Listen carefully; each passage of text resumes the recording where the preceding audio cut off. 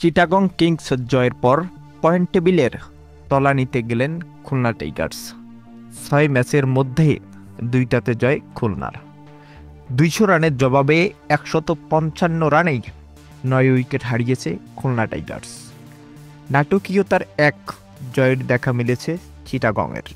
খুলনা টাইগার্সের ব্যাটসম্যানদের যেন বড় ইনিংস করতে দেয়নি চিটাগং কিংস। দলীয় ১ ওভার ৪ বলেই ওপেনার ডোমিনিক শিবলিকে সাজঘরে ফেরান খালিদ আহমেদ। এরপর মোহাম্মদ নাইম শেখ, মেহেদী হাসান মিরাজ থেকে ভক্তরা আশা করেছিলেন জুটি দীর্ঘ করার জন্য, কিন্তু দলীয় ৩০ রানের মাথায় আউট হন মেহেদী মিরাজ। মোহাম্মদ নাইম শেখ মাত্র ৯ রানে আউট হয়ে সাজঘরে ফেরেন। কিছুটা ব্যাটিং তাণ্ডব চালিয়েছে ডারউইস রসুলি। ৩১ বলে ৩৭ রানে আরাফাত সানির প্রথম উইকেট শিকার হন তিনি। এরপর নির্ধারিত ওভার শেষে পড়ে যায় খুলনা টাইগার্স। শেষ পর্যন্ত ৪৫ রানের বড় এক জয় তুলেছে চিটাগং কিংস।